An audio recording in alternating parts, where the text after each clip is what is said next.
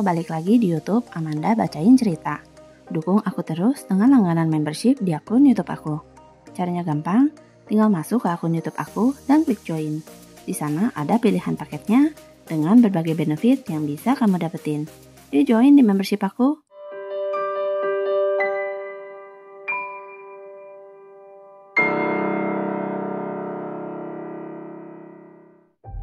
Yumi Tanaka yang baru berusia 23 tahun merupakan seorang guru SD di desa Miyakoji, Fukushima, Jepang. Hidupnya akan berubah ketika pada tanggal 28 Februari 1989 sekitar jam 5 sore, Yumi yang baru selesai mengajar memutuskan untuk pergi ke toilet asrama yang terletak di luar gedung.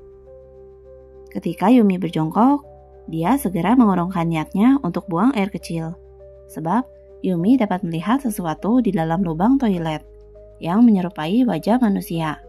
Belum lagi terdapat sepatu yang mengambang. Dengan perasaan curiga, Yumi segera keluar dari toilet dan pergi ke belakang bangunan toilet untuk melihat ke dalam lubang septic tank. Anehnya, Yumi menemukan bahwa lubang septic tank dalam keadaan terbuka. Saat Yumi mengintip ke dalam lubang itu, kecurigaan Yumi terbukti, sebab dia dapat melihat sepasang kaki yang muncul dari genangan kotoran manusia.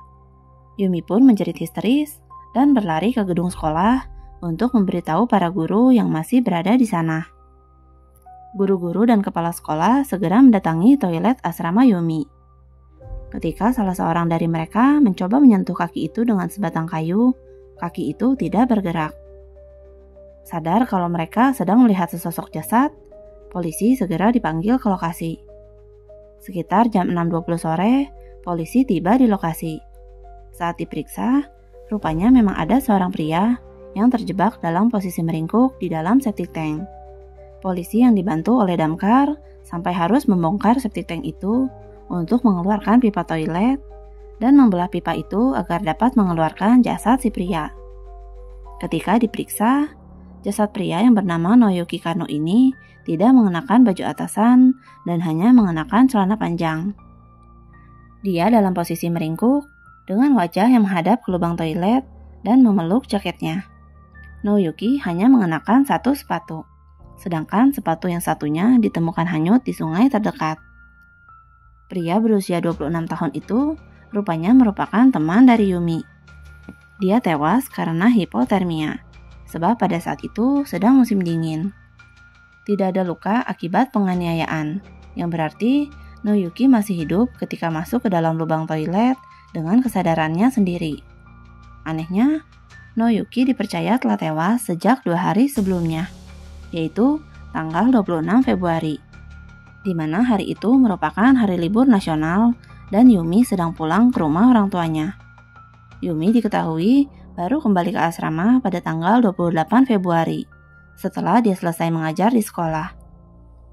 Noyuki memang dinyatakan menghilang oleh keluarganya sejak tanggal 24 Februari, di mana dia sempat pamit untuk pergi kepada ayahnya.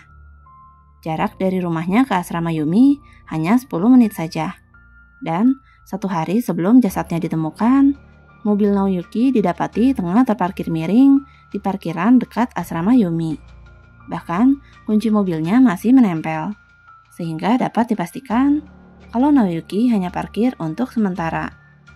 Entah apa yang dia lakukan di sana pada hari itu, hingga akhirnya jasadnya ditemukan di tempat yang paling tidak masuk akal. Meskipun banyak keanehan dalam kasus kematiannya, polisi segera menutup kasus ini dengan dugaan kalau Noyuki sengaja masuk lubang itu karena memiliki fetis untuk mengintip wanita. Polisi menduga kalau Noyuki memang sengaja ingin mengintip Yumi. Hal ini membuat gempar para warga desa, sebab Noyuki diyakini tahu kalau Yumi sedang pulang ke rumah orang tuanya. Sebab Yumi sempat datang ke rumah Noyuki sebelum pergi berlibur. Sehingga, untuk apa Noyuki masuk ke dalam septic tank 2 hari sebelum Yumi kembali ke asrama? Belum lagi, Noyuki dikenal sebagai pria yang baik dan sopan. Dia sangat populer di desanya dan memiliki reputasi yang baik. Noyuki bekerja sebagai salesman di sebuah perusahaan perawatan pembangkit listrik tenaga nuklir Fukushima. Dia juga menjabat sebagai ketua klub hiburan dari Asosiasi Pemuda Kota. Bahkan saking populernya, Noyuki kerap kali diminta menjadi MC di setiap acara yang diadakan oleh warga. Belum lagi, Noyuki memiliki tinggi badan sekitar 170 cm dan berat 69 kg.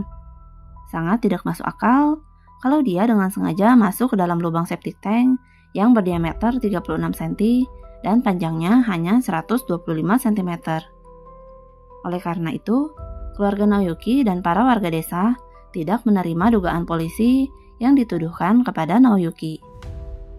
Para warga sampai mengumpulkan 4.000 tanda tangan untuk mendesak polisi agar dilakukan penyelidikan ulang. Namun, polisi menolak hal itu. Mereka baru akan melakukannya jika ditemukan adanya dugaan penghilangan nyawa. Sehingga pada akhirnya, kasus kematian Naoyuki dianggap sebagai kecelakaan. Kalau menurutku, sepertinya Naoyuki sedang dikejar oleh seseorang.